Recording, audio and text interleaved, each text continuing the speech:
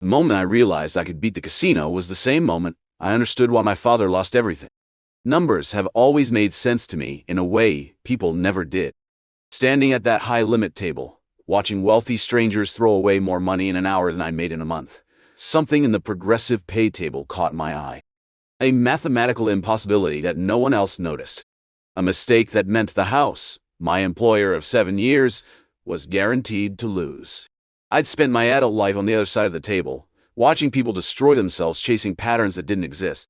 My father taught me that lesson before he abandoned our family for the siren call of one more hand, one more spin, one more chance. I became a dealer to remind myself daily of the cold mathematical certainty that hope is just another word for delusion. The casino always wins. Except when it doesn't. The high-limit room was the crown jewel of our property, designed for the whales who thought dropping $25,000 in an evening made them special. Management had rushed to create a premium version of our popular progressive game, with minimum bets starting at $25 instead of the standard $5. The executives weren't mathematicians. They were salesmen in expensive suits who understood luxury branding, but couldn't calculate a basic expected value. What I saw on that pay table defied everything I knew about casino economics. The lower-tier prizes, the ones designed to keep players engaged, while they chased the massive progressive jackpot, were overvalued. Significantly overvalued. Anyone with enough bankroll to sustain the variance could play indefinitely and walk away with profit, regardless of whether they hit the headline-making jackpot that accumulated on the digital displays around the casino. I ran the calculations again and again during my break, hunched over a notepad in the employee break room, while my colleagues discussed weekend plans. The expected value was positive. Accounting for standard deviation and establishing a risk of ruin threshold, the numbers were unmistakable. With $10,000 and enough patience, anyone could essentially create a $40.50 per hour job for themselves just by mindlessly pressing buttons and collecting the frequent mid-tier payouts.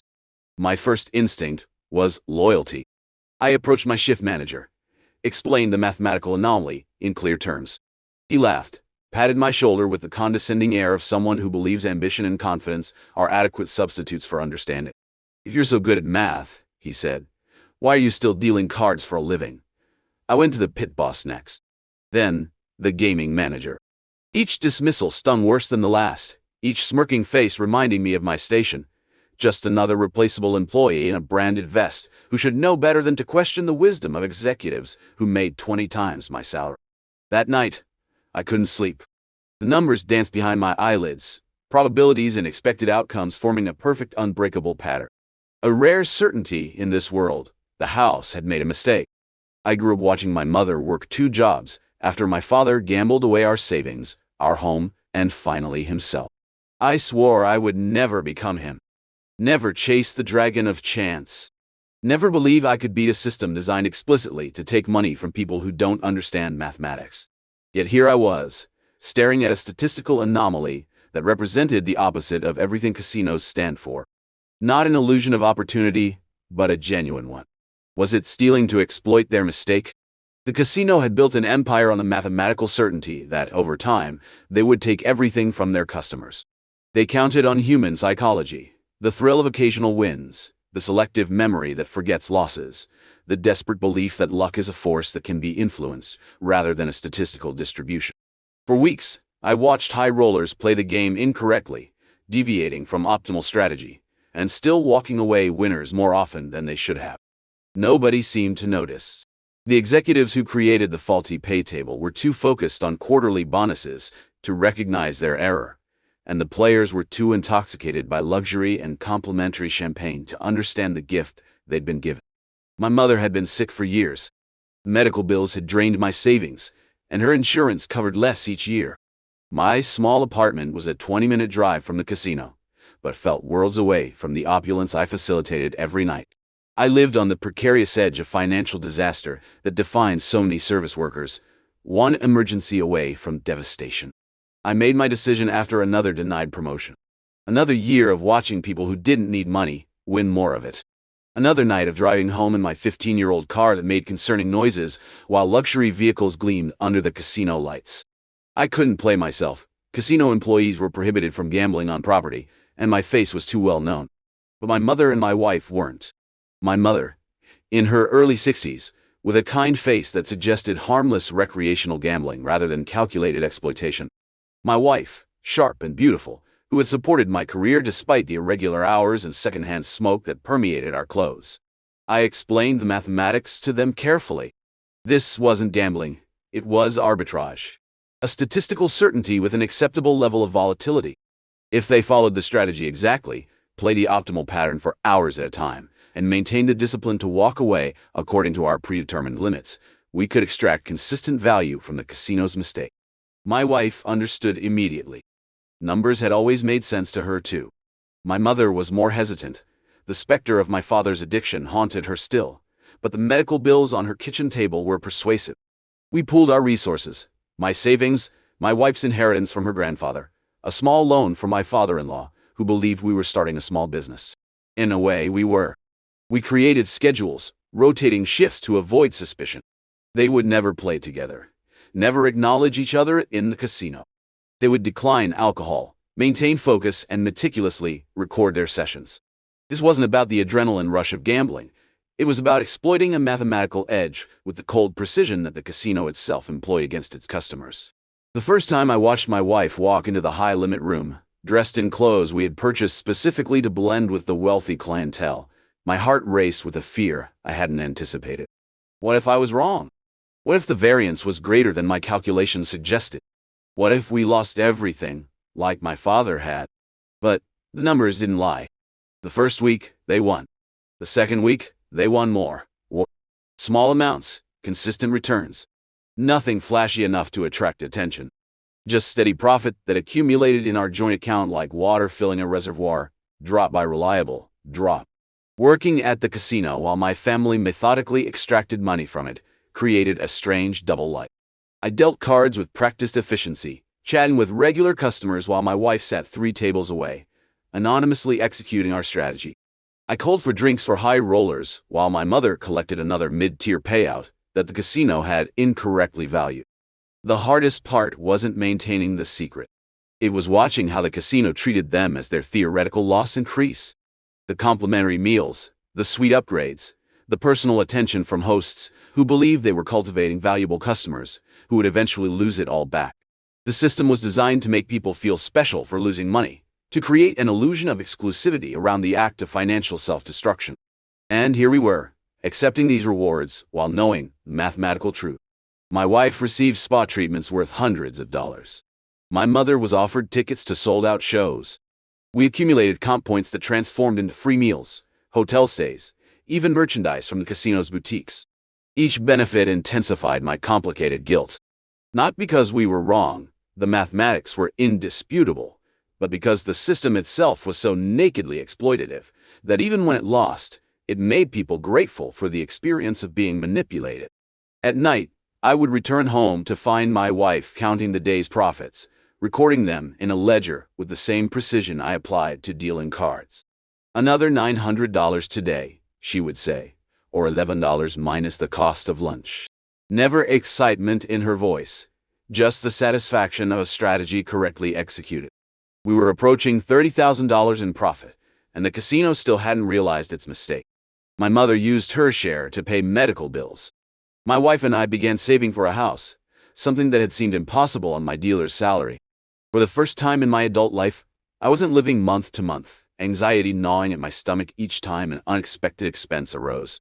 Yet as our financial situation improved, something inside me darkened. I watched the other dealers, the cocktail servers, the cashiers, all of us underpaid, overworked, treated as interchangeable parts in the casino's profit machine. All of them struggling with the same economic precarity I was secretly escaping. All of them believing, as I once had, that the system was unbeatable. I couldn't tell them. I couldn't risk exposure. So I smiled and nodded when they complained about bills or celebrated small windfalls.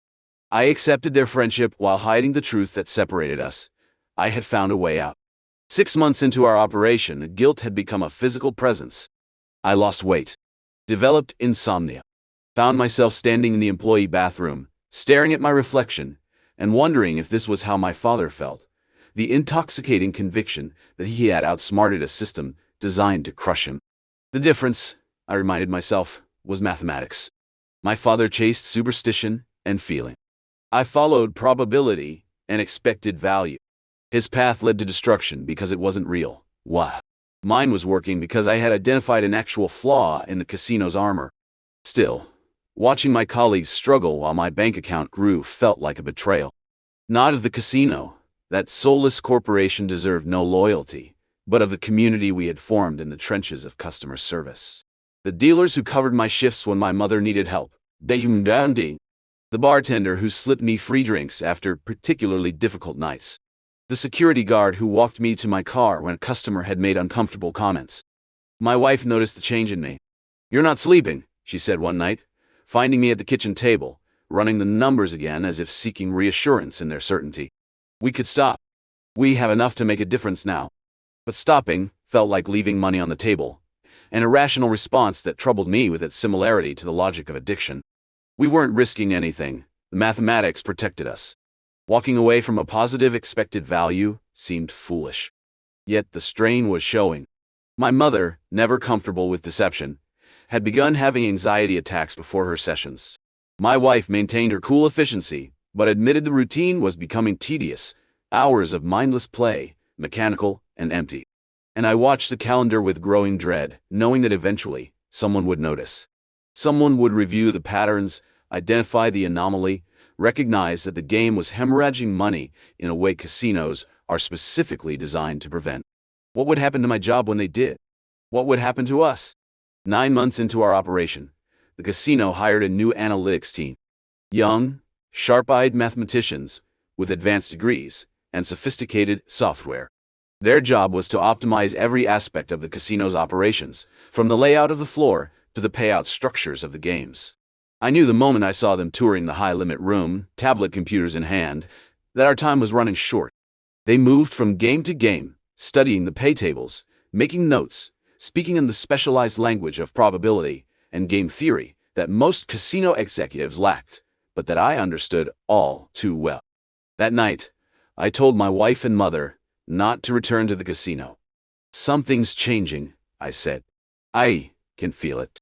We had accumulated almost $80,000 in profit over 9 months. Not life-changing money for the truly wealthy, but transformative for a family like ours that had always lived on the edge of financial stability. My mother was relieved. The strain of the deception had aged her, despite the medical treatments our profits had funded. My wife accepted the decision with the same pragmatic understanding with which she'd approached the entire enterprise. "We knew it wouldn't last forever," she said, placing her hand over mine. We made the most of the opportunity. 3 days later, the high-limit progressive game was suddenly down for maintenance. When it returned the following week, the pay table had been adjusted. The mathematical error had been corrected. The expected value was now negative, as it should be for a casino game. The house advantage had been restored. I waited for the other shoe to drop. For someone to review player records, identify consistent winners, connect them to me. Each shift felt like walking through a minefield, watching managers huddled in conversation and wondering if I was the subject. Each time my supervisor called me into the office, I prepared for termination or worse. But it never came. Perhaps the analytics team had simply identified the mathematical flaw without investigating who had exploited it. Perhaps management was too embarrassed by their error to pursue the matter further. Or perhaps, in a casino that processed millions of dollars each day, our methodical extraction of $80,000 over 9 months was too small to trigger deeper scrutiny. Whatever the reason, I continued dealing cards. I continued watching people lose money they couldn't afford to games designed to ensure that outcome. I continued smiling and making pleasant conversation while internal conflict ate away at me. A year after our operation ended, I still worked at the same casino. My mother's health had stabilized, her medical bills paid. My wife and I had purchased a small house, nothing extravagant but ours, with a yard and a spare bedroom and the security of fixed mortgage payments instead of ever-increasing rent. On the surface, we had achieved what so many aspire to: financial stability. The money was legitimate as far as anyone could prove. Consistent wins at a casino game, properly reported on tax returns. The profits of fortunate gamblers, rather than the proceeds of theft. Yet the experience had changed me in ways I struggled to articulate. I had confirmed what I had always suspected. The systems that govern our economic lives are not immutable laws of nature, but human constructions, filled with flaws and exploitable weaknesses. The house doesn't always win, but the game is so heavily tilted in its favor that the rare exceptions only highlight the overwhelming rule. I watched my colleagues continue their financial struggles while I enjoyed a security they couldn't access. I watched players destroy themselves at mathematically unbeatable games, while knowing that, for a brief window, one game had been different. I carried the knowledge that the difference between financial precarity and stability, for my family, had not been harder work or greater merit, but the exploitation of a miscalculation. Sometimes, late at night, I wonder if I'm more like my father than I care to admit. He chased mathematical impossibilities. I found a genuine opportunity and exploited it methodically. But both of us believed we could beat a system designed to be unbeatable. Both of us separated ourselves from the community around us through our relationship with chance and probability. The difference, I tell myself, is that I walked away. When the opportunity ended, I accepted its conclusion. I didn't chase the high or search for another edge. I returned to ordinary life, carrying the secret knowledge that the line between gambling and arbitrage, between addiction and exploitation, might be thinner than most people realize. My wife has moved on entirely, focusing on her career and our future with the pragmatic efficiency that defines her. My mother speaks of our casino phase only obliquely, as if afraid that discussing it directly might somehow invoke my father's ghost and his destructive patterns. And I continue dealing cards, watching the mathematical certainty of the house edge play out thousands of times each shift. I see the occasional winner celebrate their temporary good fortune, not understanding that the system is designed to let them win just often enough to keep them playing until they lose everything. I don't regret what we did. The casino built its fortune on the mathematical certainty that, given enough time, they will take everything from their customers. For a few months, that certainty was inverted. We extracted value from a system that extracts value from human weakness. We exploited the exploiters. Yeah, I can't escape the feeling that our mathematical victory was still, somehow, a moral compromise. Not because we took advantage of the casino's mistake, they would have shown us no such consideration, but because we participated in and benefited from a system designed to transfer wealth from the many to the few through the mechanism of false hope.